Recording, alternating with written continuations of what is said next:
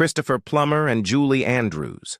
For millions, their names are forever linked to one of Hollywood's most beloved films, The Sound of Music. On screen, their chemistry was undeniable. The stern Captain Von Trapp slowly softened by Maria's warmth and charm, a love story that continues to move audiences nearly 60 years later. But away from the spotlight, the story was more complicated. Plummer, often candid to the point of being brutal, admitted in later interviews that his feelings toward Andrews were anything but affectionate during filming. What could possibly make one of the great actors of his generation bristle at the woman adored worldwide for her talent, grace, and kindness? To understand, we must go back to the beginning, back to the set of The Sound of Music and the uneasy relationship that unfolded behind its carefully constructed magic. The weight of a classic in the making. The Sound of Music began filming in March 1964, with Julie Andrews fresh from her Academy Award-winning performance in Mary Poppins. At only 29, she was at the height of her career, praised for her pristine soprano voice, disciplined work ethic, and image of wholesome perfection. Christopher Plummer, 5 years her senior, was already known in theater circles and had several notable film credits, including The Fall of the Roman Empire. But compared to Andrews, he was still relatively unknown to global audiences. The pairing would prove iconic, but for Plummer, it would also be the source of lifelong ambivalence. From the start, Plummer found himself disillusioned with the film. In private, he mocked it as The Sound of Mucus, a jab at what he considered its overly saccharine tone. To him, the screenplay was sentimental and lacked the dramatic edge he craved as an actor.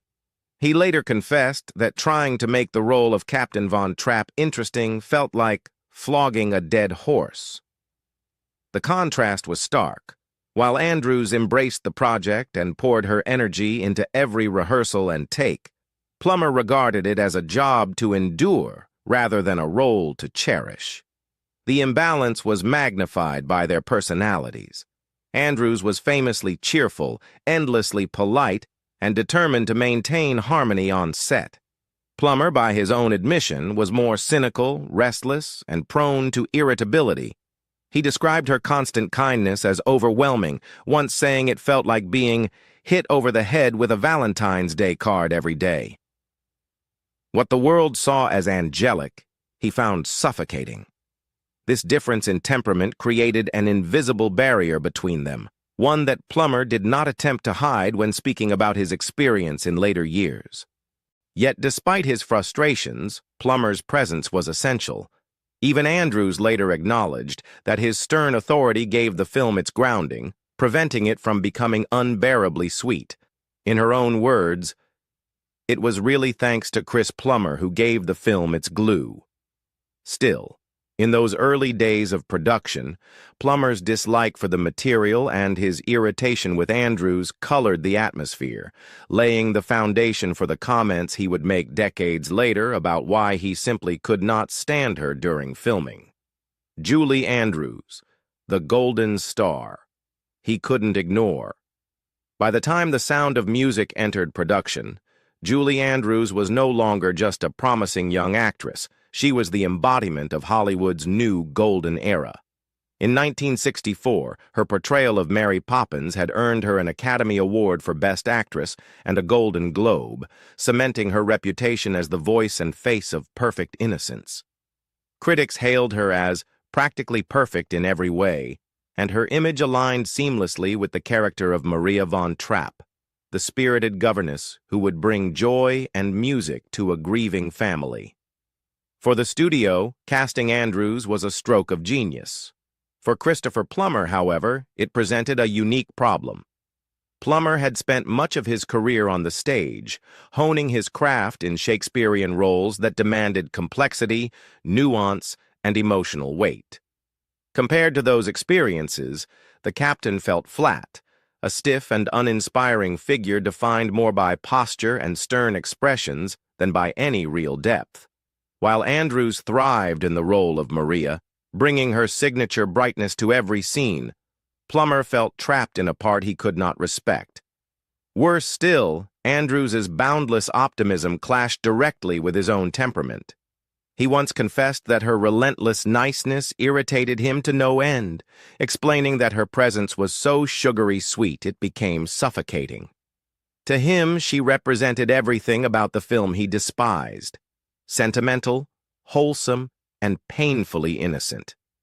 This tension was not entirely personal. Plummer admitted in later interviews that his irritation with Andrews was less about her as a person and more about what she symbolized.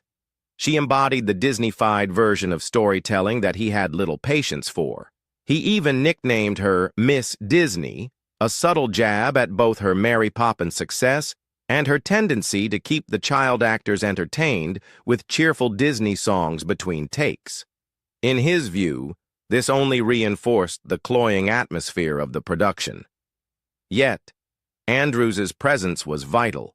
She carried the weight of the film, her voice soaring through Rodgers and Hammerstein's score, her warmth radiating in every scene. To audiences, she was the heart of The Sound of Music. To Plummer, she was both a saving grace and a constant reminder of the project's flaws. Coping with the film he couldn't stand. For Christopher Plummer, surviving the months of filming The Sound of Music meant finding ways to escape the sweetness he despised. By his own admission, alcohol became one of those escapes. He later confessed that he often drank heavily during production, especially in Salzburg, where the long days and the relentlessly cheerful tone of the film left him restless. One of the most striking revelations came years later when he admitted he was drunk during the music festival scene, the climactic moment when Captain Von Trapp defies the Nazis by singing with his children. To audiences, the scene was stirring and powerful. To Plummer, it was a blur, clouded by the alcohol he used to dull his frustration. Off-camera, Plummer sought solace in Austrian bars, sometimes taking Charmian Carr, the 21-year-old actress who played Liesel, along with him. Their outings sparked rumors of a behind-the-scenes romance, particularly because of the 33-year age gap and the fact that Plummer was already married. Carr herself admitted years later on the Oprah Winfrey Show that she had a massive crush on him, calling him perfect and praising his flawless accent. But she denied that anything romantic happened between them, explaining that her admiration was one-sided. Even so, the gossip fueled the perception of Plummer as a restless leading man who found little joy in the production itself, but plenty in the distractions surrounding it. His reliance on alcohol created other problems, too. Costume designers grew frustrated when his uniforms no longer fit properly due to weight fluctuations from his drinking habits. He joked about it later, but at the time it caused real headaches for the wardrobe department, who had to make repeated adjustments. Behind the charm and professionalism that appeared on screen, there was a man struggling to reconcile his own artistic standards with what he considered a shallow, sentimental job. This coping mechanism was not unusual for Plummer. In his memoir, In Spite of Myself, published in 2008, he admitted that throughout much of his career, he leaned on alcohol to get through roles that bored him or personal moments that weighed heavily. In Salzburg, surrounded by singing children, sweeping alpine landscapes, and Julie Andrews's unrelenting cheerfulness, the temptation to drink was especially strong. The contrast between the joyful fantasy being created on screen and the reality of Plummer's dissatisfaction could not have been sharper. It was in that space that his dislike for Andrews became even more pronounced, not necessarily because of anything she did, but because she reminded him of the kind of polished, sugar-coated storytelling he longed to escape. Truth and Fiction, a story rewritten. Part of Christopher Plummer's frustration with The Sound of Music stemmed from his awareness that the story being told bore only a passing resemblance to reality. To him, the script lacked grit, sanding away the rough edges of the Von Trapp family's true history in favor of an idealized fairy tale. This dissonance bothered him deeply, particularly as an actor trained in classical theater, where truth and complexity mattered more than sentiment. The real story, as he knew, was far messier. Take the relationship at the heart of the film. In the movie, Maria and Captain Von Trapp fall into a sweeping romance that culminates in one of cinema's most beloved love stories. In reality, Maria Von Trapp admitted in her 1949 memoir, The Story of the Trapp Family Singers, that she did not marry Georg out of passion. She married him because she loved the children and felt it was God's will when the nuns persuaded her. Love grew later, gradually, but it was never the instant spark portrayed on screen. To Plummer, playing a man frozen into a rigid stereotype, while Julie Andrews represented pure light and joy, felt false, an insult to the complex truth of real people. Even the portrayal of Georg von Trapp was a distortion. The film painted him as a cold, militaristic father who whistled for his children and kept them in rigid formation until Maria thawed his heart. In reality, Georg was remembered by his children as gentle, affectionate, and deeply engaged in family life. Maria herself was the one who managed the household finances and enforced discipline, not Georg. For Plummer, being forced into the role of a caricature rather than a nuanced man only heightened his disdain. He joked that no matter how hard he tried to add humor or subtlety, it was like flogging a dead horse. Other liberties grated as well. The eldest child, depicted in the film as Liesel with her romantic subplot involving the telegram boy turned Nazi, never existed. The real eldest Von Trapp was Rupert, a doctor living in Vermont by the time the movie premiered. He even joked to patients, "I'm the real Liesel," poking fun at Hollywood's invention. And the famous Alpine escape, one of the film's most iconic sequences, was pure fiction. The family did not trek across the mountains with their suitcases in hand.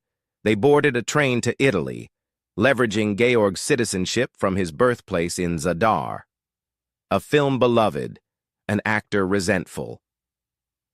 When The Sound of Music premiered in March 1965, it was an immediate sensation. Within weeks, it climbed to #1 at the box office, and by November 1966, it had surpassed Gone with the Wind to become the highest-grossing film of all time, a title it held for 5 years. Audiences across the globe were captivated by its music, sweeping landscapes, and tender romance. It won 5 Academy Awards, including Best Picture and Best Director, and brought Julie Andrews another Golden Globe, further cementing her reputation as the queen of wholesome musical cinema. For most of the cast, the film's success was a triumph. For Christopher Plummer, however, it was a burden. Plummer never hid his distaste. He repeatedly referred to the project as awful, sentimental, and gooey, and lamented that he could never escape being remembered as Captain Von Trapp. While the world adored the film, he privately seethed at the way it overshadowed his more serious stage and film work. He had dreamed of building a career on Shakespeare, Chekhov, and challenging dramas, but instead he was tethered to a role he found shallow. Even decades later, when he won his first Academy Award in 2011 for Beginners, journalists still asked him about The Sound of Music. The irony was inescapable. The performance he least respected was the one that defined him. Julie Andrews, by contrast, embraced the film's legacy. For her, Maria was a role that aligned with her persona, and she spoke fondly of the production throughout her life. In interviews, she praised Plummer as the glue that kept the story from collapsing under its own sweetness. But in the years immediately following the release, their personal dynamic remained complicated. Andrews's warmth and popularity only highlighted Plummer's frustrations. He once admitted that while everyone adored her, he could barely tolerate her relentless optimism during filming. And yet, time softened his bitterness. As years passed, Plummer began to speak more warmly of Andrews. He conceded that his earlier criticisms were immature and that she was not only a gifted actress, but also an extraordinary colleague. Their relationship, once tinged with irritation, evolved into a genuine friendship that lasted until Plummer's death in 2021. Andrews, now in her 80s, often reflects on that bond, describing him as a cherished friend who gave the sound of music its grounding strength, reflection, regret, and a lasting bond. In his later years, Christopher Plummer never fully changed his opinion of the sound of music. Even in interviews as late as 2011, he still called it too sentimental, too polished, too safe. He admitted that playing Captain Von Trapp had been frustrating, that no matter how hard he tried to inject humor or subtlety, he felt boxed in by a script that was sticky with sugar. And yet, as he grew older, his words took on a softer edge. He no longer dismissed the film entirely, instead acknowledging that while it had been artistically unfulfilling for him, it had become something far bigger than himself. It was, as he conceded, a cultural landmark, one that outlived his own criticisms. What also changed was his view of Julie Andrews. Where once he could not stand her unfailing niceness, later he praised her as a true professional and a dear friend. In candid conversations, he confessed that his early irritation was a reflection of his own immaturity. Andrews, meanwhile, never spoke ill of him. Instead, she consistently described him as the actor who gave the film its glue, the one who kept the story from collapsing into a fairy tale too sweet to bear. Their friendship endured across decades. They appeared together at reunions, shared interviews, and remained close until Plummer's death on February 5, 2021, at the age of 91. When the news broke, Andrews released a statement that revealed the depth of their bond. "The world has lost a consummate actor today, and I have lost a cherished friend. I treasure the memories of our work together and all the humor and fun we shared through the years." For audiences, those words were a poignant reminder that the tension of 1964 had long since melted into respect and love. What began as professional friction, as one man's frustration with a co-star he thought too perfect, ended as one of the most enduring friendships in Hollywood. Christopher Plummer may have loathed the sound of music, but his performance remains unforgettable, and his uneasy relationship with Julie Andrews turned into a friendship that lasted a lifetime. What about you? When you think of the sound of music, do you remember it as the magical story it seems? Or do you see it differently now, knowing what was happening behind the scenes? Share your thoughts below and don't forget to like and subscribe for more stories from the hidden side of Hollywood.